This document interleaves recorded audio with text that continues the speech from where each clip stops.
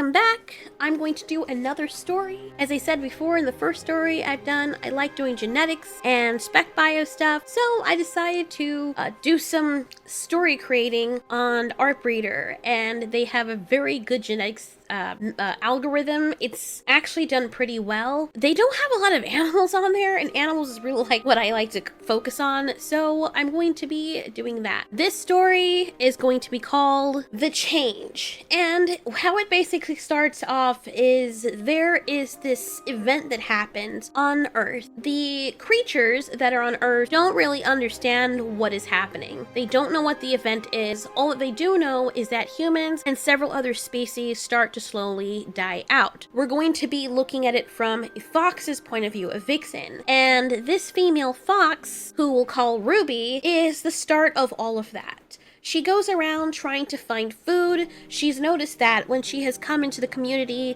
in the forest where all the other foxes used to gather, that there were less and less of the foxes, and she was wondering why this was. Like, what is going on here with that? It's so odd to her. So she would stay in her den for longer days, and she used to actually come out and see her mother and father on occasion. They would actually come to me just to hang out with each other as well as the other foxes. She hasn't seen her mom and dad. And as of late, she's been seeing more creatures just lying around, just dying slowly. Some of their fur has been molted off, and something just told her, you know, just her instinct to stay away from them. There used to be a path that she would take in the forest, and it was one that was taken by many animals, just a natural trail that was formed, not exactly clean. There were still leaves in the way, but it was clear that a lot of animals took that path. And she went there one day thinking that, you know, she would go to the clearing in the meadow where sometimes the foxes would hang out if they weren't in the depths of the woods. And what she saw horrified her. The forest was littered in blood and guts and flesh. It was horrific. She couldn't even tell what was what. She saw pieces of feet, flesh from an array of different animals just lying strewn all over the ground. She couldn't even decipher what was forest floor and what was the flesh and the innards of animals. It makes sense why the forest had been smelling so awful as of late. There were flies everywhere, and all the crows and vultures that had come to feed on the flesh had become one with it, getting really sick and then falling into the mush of flesh before sinking down into the depths of it. Ruby took a step back, only to slip on her hind legs and land with her tail in the flesh. Instinctively, she got up and she was like, oh heck no, this is not going to be something I'm going to be doing. I am not coming this way. I might as well consider this part of the forest, just pun intended, dead to me. She went to the nearest stream, went upstream, and washed her tail in it, and just hoped that nothing got on her skin and that she was fine. Then she went back to her den. Now, this would happen for the next year, and she would feel really lonely. Even though foxes usually like to spend time alone, they also like to spend time with each other on occasion, and she had wanted a mate. She was at that age now where she wanted little kits of her own, but nobody was ever around. She was really scared one time because as she was leaving her den, she heard this gurgling noise, and she wondered what it was. A lot of the animals in the forest as of late did not act like regular animals. It was actually quite terrifying because everything that she knew about nature and about her world that she grew up in had completely changed. And she stayed by her den, but something told her to get out of it. So she dug from the den, and when she got out, she used her hind legs, lifted up her tail,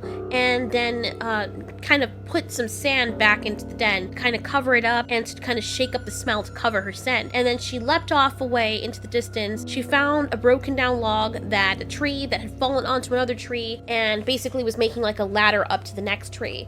And she was able to climb via the branches up into the tree foliage to kind of hide in the leaves. And she was downwind of whatever that was coming. She knew how to hide herself. And when she saw what came around the corner, just out from the trees, and it was so creepy because it was so silent, she froze. her ears pasted to the back of her neck, her fur ruffled, and all the hair on her back, hackles, and tail were standing up, and yet she was not breathing because she wanted to be as still as possible. She didn't want to give away her position for what she saw on the forest floor next to her den and getting closer. The creature looked like a wolf, but it looked like a wolf that was not supposed to be alive. The head looked like the face of a wolf minus the eyes, as though whatever was really moving this body was wearing the body of a wolf. The whole back portion of it was completely open and gone. And underneath that wolf's body were just stringy pieces of flesh and bone, and looking at it, Ruby had no idea how this thing was even able to walk, especially walk as silently as it did. The ears were still twitching, so there were nerve endings there, but the face of the animal looks as though it were a black wolf that had been dead for quite some time. Blood was drooling from its mouth and, quite frankly, all over its body. The back portion of it that looks like it was opened up or chopped open by something barely had any blood in there. It just looked like a dark chasm. It looked like a puppet with no strings and nothing inside of it. The wolf didn't have 4 legs any longer, just long, tenderly pieces of flesh and bone, about 16 pieces, hanging down from a body that it should not have been able to support. The creature looked around and turned this way and that, as though it knew that Ruby were in the area. Ruby stood very, very still on that branch, hoping that the creature wouldn't see her. It looked up and around and seemed to look in Ruby's direction, even though technically it didn't have eyes, or at least it didn't seem to. Ruby was scared. She closed her eyes, just hoping that the creature wouldn't recognize her, that the branch was hiding her underneath so that it couldn't see her. But then it scuttled towards the tree, and then it disappeared. Ruby didn't want to move. She just used her ears to kind of locate where the sound was, if she could hear it, and she only moved her head slightly to see if she could see where the creature went. And to her horror, the creature was at the base of the tree, looking up, not making a sound. And it started going around the base of the tree like it was trying to find a way to get up there to her. Ruby wanted to jump down, but she knew that this creature would get her. For some reason, she had a feeling that as mangled as this aberration appeared, it's possible that it was way faster than her. She just had that instinct. But she didn't have to wait very long or be scared for very long, because something else drew its attention. A noise out in the distance that sounded like a dying animal or something that had just gotten caught in a trap, and it scuttled very quickly and oddly towards the sound and disappeared into the trees. This is what made Ruby want to leave the area completely. This is not the forest that she grew up in. She had no idea what was going on, and she just had a really bad feeling about all of this. So she decided to leave her den. She didn't even go back to it. She waited there all night, and then in the morning, when all the weird noises went away, at the highest point of the day, when the sun was highest in the sky, seemed to be where there was the lowest activity or just normal animals about, she decided to take that time to leave.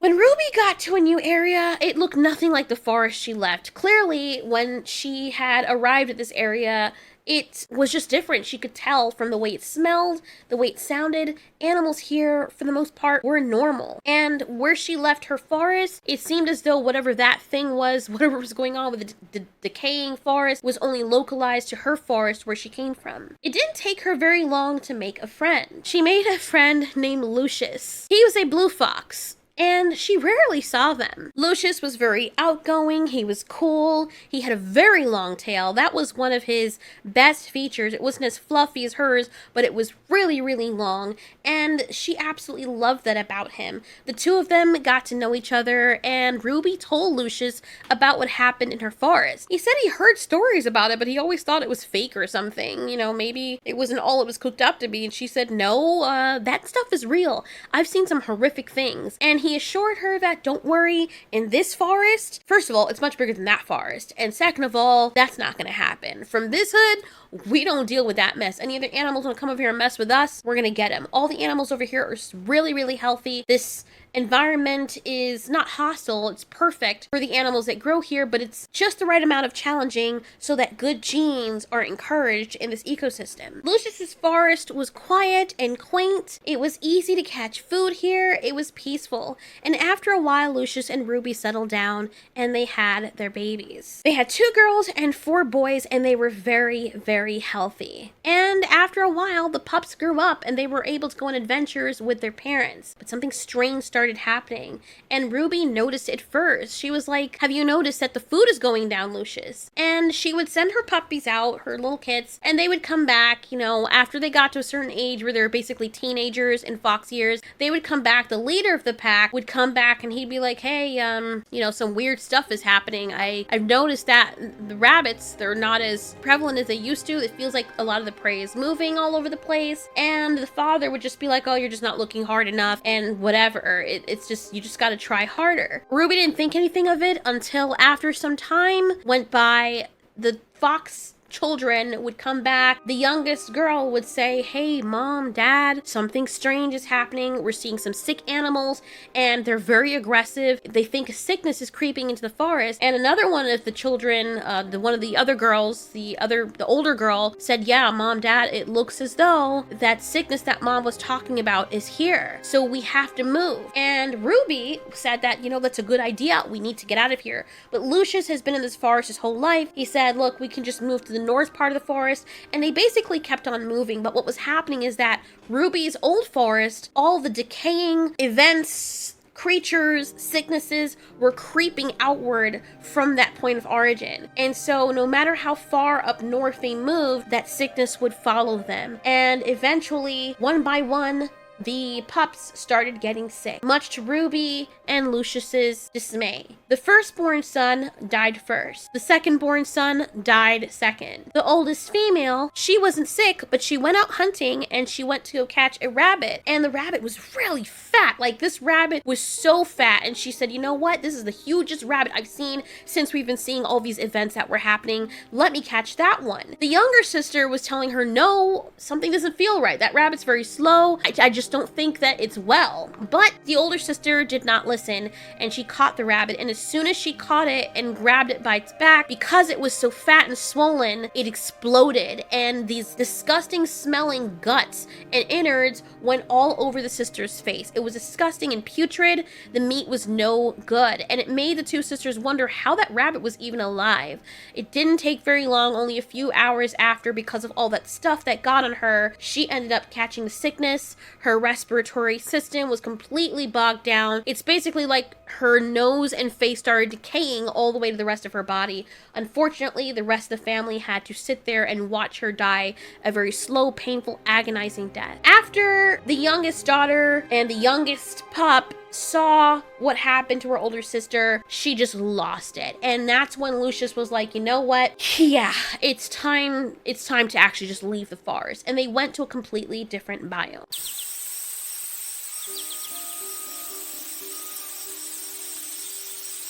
Lucius and his family finally ended up in an area where it was peaceful, but Ruby had a bad feeling that it was not going to be like that for a very long time. She just knew that in time, the change would happen. It would be a situation where they would just keep running and keep running. Lucius and Ruby were fighting all the time. Lucius was like, what do you want me to do? I mean, we're gonna keep moving, we're gonna keep running. It's what we have to do right now. We can't just not run, because this thing will catch us and we'll lose the few offspring that we have left. The three young foxes were very close, and the oldest, Harry, observed the tension between their mom and dad. He figured that if they could make it so that they could survive in the forest and live through what was happening, they would fare better. His younger siblings, however, Pumpkin and Fiona, the last female, disagreed. They think that they should keep moving, for if they stayed still, then they surely would get consumed by whatever the sickness was. Harry was like, "No, I don't believe that. I can prove it." So he went out into the forest unbeknownst to his parents, and he decided to gather some things, some odd things for a fox creature to gather. He gathered iron plates, like car license plates, just little sheet metal things that were left over from humans, which, by the way,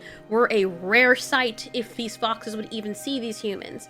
There were humans that they had seen in the forest, and usually these humans are hunting for food, but this wasn't the case. It seemed as though these humans were fleeing to the forest, which is strange, and Harry understood that. Young fox Harry would stash the objects, and he would bring pieces around their new den, and he didn't really know what to do with those pieces, but he had seen old structures that were built by humans.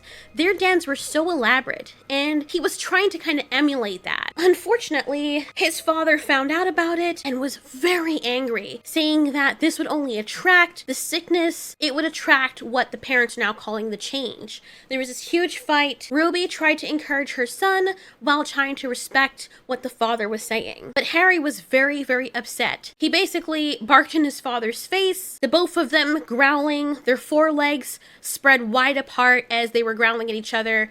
And from Lucius's point of view, his son was being insolent and was putting the family at risk, while Harry believed that the father was putting the family at risk by keeping them weak and running. Lucius argued that to keep alive they had to run, and Harry argued that it was only a matter of time until there was nowhere to run. So they would have to figure out how to survive in the world that was currently changing. And this was the way to find ways to fortify their dens, to hide better, and to learn about their surroundings so they can know what to eat and how to navigate the world that was quickly becoming like the forest that his mom came from. Needless to say, there was a huge fight. The father did not appreciate Harry undermining him. They basically went at each other. Lucius grabbed Harry's neck and started shaking vigorously, and the both of them started using their claws to scratch at each other's faces. However, Lucius was still very strong, being still young himself, and he was able to best his son. He basically told him, you know what, leave. You don't want to be a member of this family? Then fine, leave. Foxes have to stay together now. You cannot survive out there on your own. Ruby did not appreciate this and was very angry with Lucius for not talking with her first, but he basically said it was his decision as the father to protect the family. He told Harry to basically leave. Ruby was fighting him. She was just going crazy, jumping in front of him, putting her forelegs on his chest, and just crying, wanting her children to stay, wanting her child to stay. But Lucius would not have it. And he said, you know, leave, go out there on your own, but if you're going to stay here with us, you have to abide by my rules. And Harry basically said, well, look, Mom, Dad, I love you, but you're gonna kill us, so I'm gonna leave. And he told his two siblings, Pumpkin and Fiona, if they wanted to come with him, they could. But everyone stayed. Lucius was basically like, whatever, if y'all want to leave with him, fine, go ahead. And he walked away with his tail up in the air. The mother was just torn between her family. She said to both of them, to everyone, look, at this time when everything is happening, all these demonic creatures are roaming the forest, this is the time we need to spend together. This is the time we should fortify our unity and not allow ourselves to become like this. But Harry was like, no, Mom, I love you. He nuzzled her and licked her face and went on his way. In the middle of the night, Harry found that it was actually way more creepy than he expected to be out here in the situation without a family. He had learned to climb the tops of trees, their mother had taught them that, and he built a little nest in the trees. However, it was becoming so dangerous that there were creatures, strange fox-raccoon hybrid creatures, that would make their way in the trees. And he had seen another fox. Harry had seen another fox one of the nights that he was away from his family, and she was a pretty fox, and he never talked to her because very hard to trust each other. She didn't trust him, he didn't trust her, but they made it like a little nightly thing for a whole week where she would sleep in her tree branch, he would sleep in his tree branch, and they would just look at each other, their eyes glowing in the dark. And then he heard this noise, like she's like 3 trees away from him, and he heard this noise, and his ears perked up, and his ears were doing that little rotating thing that fox ears do, and he woke up, and he realized something's weird. It's this weird chawing noise, like a squelching, like someone was chewing on a rotten apple. And he combed the trees because it was coming from in the air, and he was so freaking creeped out, he almost fell off his tree branch. And he looked to where the female fox was, because now he's looking to her to see if, hey, do you hear that? We need to be watching each other. Even though we don't trust each other, we can both benefit from watching each other's back. However, when he looked over, the female fox was still asleep. He found it strange, because he's like, she doesn't hear that? Like, her ears are sometimes better than my ears. She'll hear stuff before I hear stuff. And she's not reacting to this. She must be exhausted. But as he focused in where the noise was coming from, he didn't want to make any noise to alert whatever it was that was making that sound, because things were very dangerous. They move very fast. He located where the sound was coming from, and it was coming from in the direction where the female fox was. And it was coming from in the tree. So he started to freak out, and he's like, oh my god, how do I tell this female something's in the tree with her? As he kind of rose up, like sat down in the Sphinx position with his tail wrapped tightly around his body, his ears perked forward, his eyes foaming in the dark, and just concentrating on the female. To his horror, he saw what was going on, what was making the noise. It was one of those freaky, weird, chimerish creatures that looked like a cross between a raccoon, a fox, and an earthworm, chewing on the bottom half of the female. One of her legs was already completely gone, and the creature was just eating it. And the female woke up very slowly and was completely confused, and she looked over to where Harry was. And when she saw the look on his face, she quickly became aware, and that's when she realized that there was something behind her. And when she looked down at it, she found that a huge portion of her body was just missing. One of her legs, the back legs, was just completely gone, and the creature was feeding on another section of her body, and she just freaked out. She started flailing, she bit into the creature, and apparently she couldn't feel anything. She couldn't even feel her legs. She was moving around, but it's like her legs didn't belong to her. Apparently this creature had the ability to not just paralyze its victims, because she could still move. It had the ability to cause a numbing effect to whatever it was that it bit, and Harry knew it was over for this female. The following morning, Harry was just devastated. He didn't know this female, he didn't talk to her, they never had conversation or anything like that, but they had become comrades in, just watching out for each other in the dark. And Harry was just walking along, and he realized something was following him. When he looked up, he was expecting to fight something. He turned to face it. His tail hair, his back hair was all sticking up all over the place, and his ears were pasted to the back of his head, and he growled, and he was like, I'm gonna fight whatever is coming, because if I run, I don't know where it's gonna come from. I'm gonna be surprised. I just should make a stand here and try to rely on my reflexes, which is something that his father taught him. But thankfully, it wasn't a creature or some kind of disgusting entity that was coming from around the trees. It was his siblings. It was Pumpkin and Fiona, and they were very happy to see him. They both ran up to him and hugged him, and basically they just started playing the way that foxes do, where they leap in the air and use their paws to swat each other. So he asked his siblings, like, what's going on? What are you doing here? And they basically said, look, they agreed. They didn't want to leave mom or dad, but, maybe if they proved to them what was happening and they built their own den and fortified it, maybe mom and dad would join them. And Harry didn't know how to feel about this. Like, he was happy to see his brother and sister, but at the same time, it made him feel very sad and very worried knowing that mom and dad were alone. But the sister, Fiona, basically encouraged him and said, look, before mom and dad had us, they've survived in this world, so I think they'll be fine. We have each other, and we have to learn to survive as well. They don't want us doing things their way, so the only way for us to do it our way is if we leave. To Harry, was very stupid, but he's like, all right, we'll do that. So Harry instructed his brother and sister as to what to do. Pumpkin was the biggest out of all of them, even though he was younger than Harry. So he would do the hauling around. He would just find big pieces of human artifacts everywhere. They built a den that went down deep into the earth, and they would put all these metal things around it, as well as these plants and just muddy items. And the door to their den, which is something they didn't have before, would be like this metal plating that they would have to pull. It was like a trash can lid, and it had the handle that they could pull when they needed to. They could scrape it to get inside, but they could also pull it to block the way. So if something was trying to get into the den, it would have to get through the garbage can first. It was silly, and Pumpkin and Fiona didn't really know if it was going to work, but they trusted Harry. They said, all right, let's see what happens. And that night, they slept in the den together, and they heard the creatures out there. And usually what would happen with the dens, they had to keep moving the dens, because after a while, for whatever reason, these entities would find out where the fox den was. If their smell has been there too long, they would just find them. So they had to keep moving from den to den and rotating the dens until the scents were gone. It was the weirdest thing. And they had to go very far to use the bathroom, so Harry checked it out. And would you know, a whole week went by, and these creatures never found them. And he was like, what is happening? I don't understand. What is so different about our den and mom and dad's den? Pumpkin said it must be those weird metal things that you're using. Maybe that screws up with their sense of smell or something. So of course, Fiona's like, you know what we gotta do though?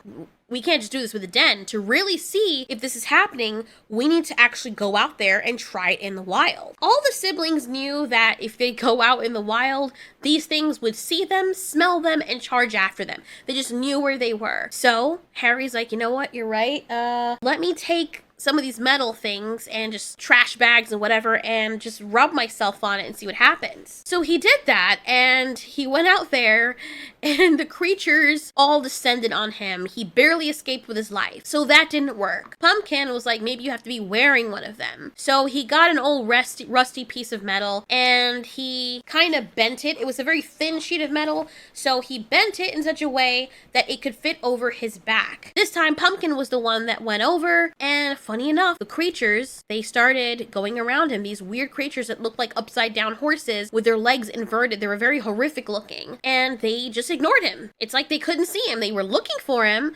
Whenever he'd make a noise, their heads would twitch in this very creepy, sinister way, as though they were trying to locate where the noise was coming from, but then they would eventually go on their way. And one of the times, one got really close to them, and Fiona was so scared because she and Harry were watching from the sidelines, and they thought that Pumpkin was going to die because this thing crept up behind him and he didn't see it. But luckily, when he realized the creature was upon him, the creature sniffed him and did absolutely nothing. It just sniffed the metal, and it was like, ugh, and it just kept walking in its weird, disgusting way. This creature that looked as though it were combined with a wolf and deer, and two deer bodies with wolf fur were combined together at the head to make one wolf head with rat ears. It was very disgusting. The foxes all rejoiced. All three of them were jumping up in the air, and they deduced that there was something going on with the metal, or these specific pieces, that screwed with the animal's sense of smell. After a while of them doing trial and error very safely, watching each other's back, they knew that if they were out there wearing these metal ornaments or things around their bodies, that they would be fine. So they would go back to their parents' den and tell them of the good news. Lucius didn't believe it, and he was like, I gotta see it to believe it. Ruby was very just happy to see her children, that they were doing okay. So Harry was like, okay, Mom and Dad, we'll do a test. They did a test, and they convinced their parents. And they said, you know what, we'll get some armor for you too. So Pumpkin went out to get some more armor, and he found a very shiny piece that was way shinier than the others. And he's like, you know what? This would be great for Mom. Fiona agreed with him. She and Pumpkin were very close with each other. They were always joking around with each other and playing. Fiona basically said, you know what? Mom would like this because it's very pretty. She likes shiny things. Let's do it. And Pumpkin's like, all right, let's try it out first to make sure that it can actually fit Mom. So let's see, what would happen. So he's like, you know what? You have a very small frame, so you should be the one to wear it, just to, walk around with it. So Fiona went out there, and there were a few of these really disgusting creatures that were squelching. Their flesh was falling off their bodies. And there was a really big one that looked as though it were, or used to be, some type of bear mixed with something else. So Fiona went out there with this piece of little sheet metal on her back, folded over to her body. By now, Harry, Pumpkin, and Fiona were very good at kind of folding these little pieces of metal if they were thin enough. And so Fiona went out there with her little tail wagging, and they couldn't talk to each other because if they talked, the monsters would hear them. So she was looking back at Pumpkin and Harry, and in their own way with their ears, some motion they did with their ears was kind of like a thumbs up, and she was saying, oh, I can leap with it and do all this stuff with it. And the bear monster creature walked over to her and sniffed her. The other creatures sniffed her, and they're like, oh, whatever. And she started to walk back to her brothers, and she's like, okay, fine. And they were all very happy, so they decided to bring that piece to the mother. But before Fiona could get to them, something strange started to happen. She started feeling weird, like, why do I feel like that?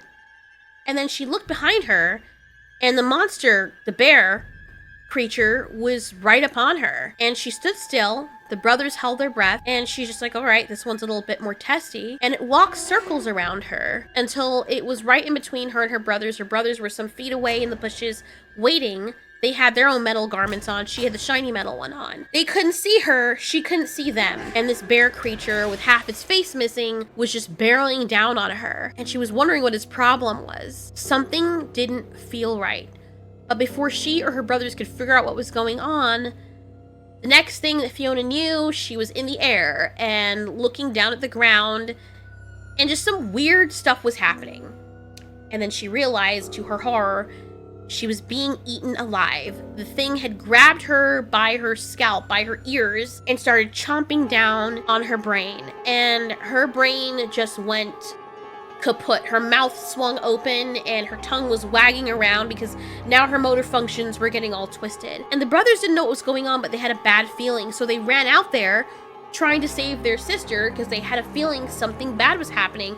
And they saw by the time they got there, her head was gone. And the bear creature went towards them, and then it charged towards them. They ran away, and then it just stopped chasing them. It was horrific. Harry and Pumpkin were beside themselves. They had no idea why that had happened, because the metal armor thing that they were wearing worked. Why didn't it work for Fiona?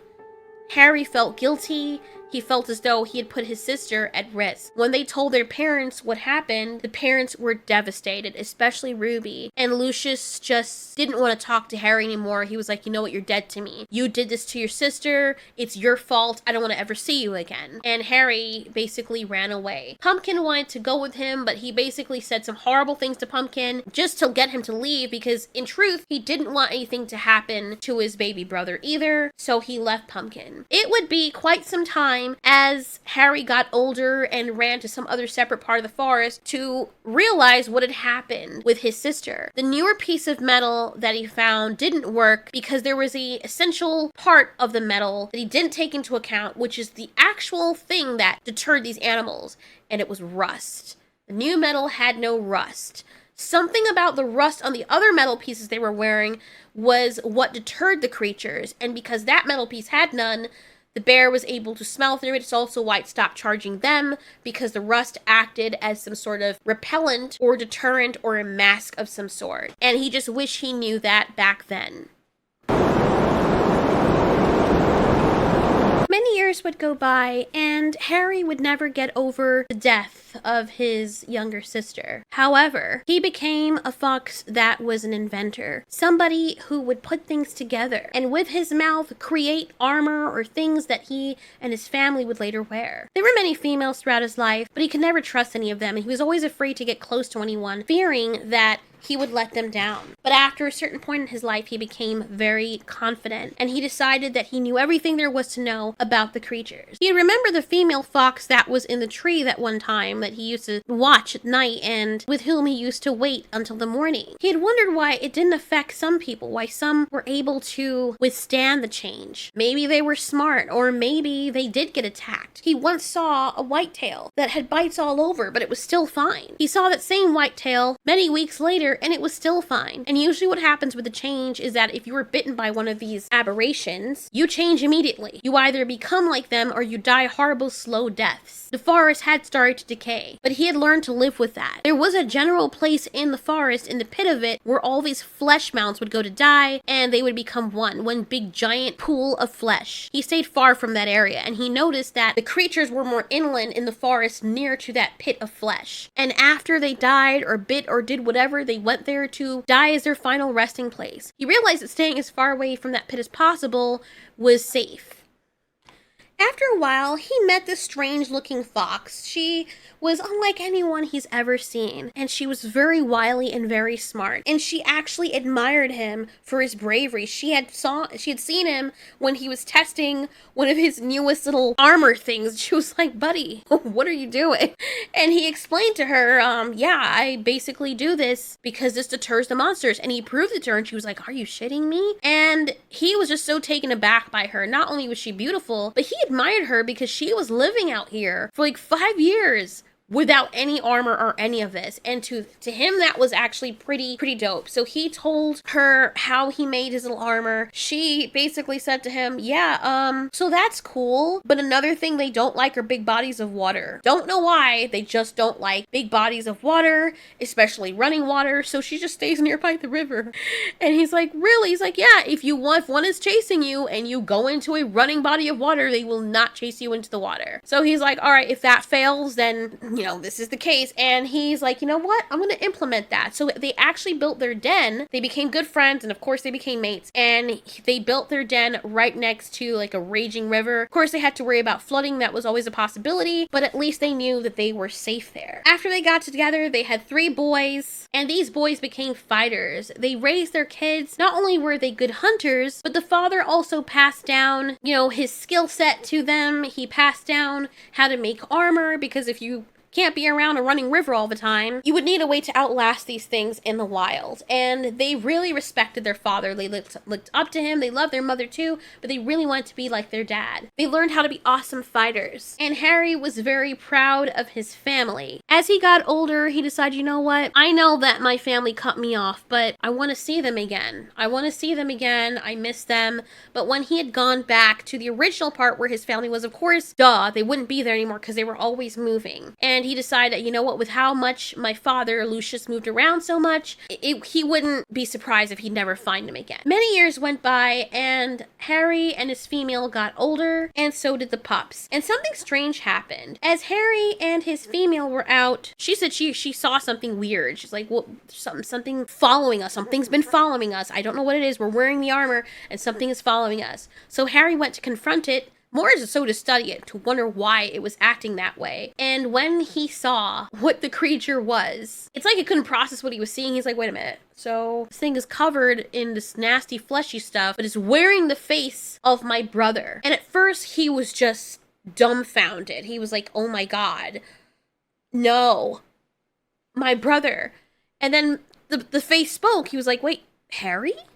I thought that was you. What's going on? And it was Pumpkin, and all of a sudden, the fleshy stuff that was all over Pumpkin's body just fell to the floor, and he ran towards Harry, and Harry was like, dude, don't come near me. What are you doing? And he basically hissed at him and raised his hackles, and Pumpkin was like, no, it's fine. And then out comes Ruby and Lucius, and they're like, son, and they're really old, and Harry is just like, what is happening? And his family comes, and like, what is going on? His female comes beside him, his sons all come. When Lucius sees his grandchildren and he realizes that they're Harry's, it's like something swells in him, and he's just forgotten everything that made him mad at Harry to begin with. Pumpkin sat down with Harry and his family, and he basically told him, look, we discovered that if we wear like the dried up hide of some of these flesh creatures, they ignore us. They think we're one of them. And Harry and his mate and his sons were like, are you serious? That's kind of disgusting.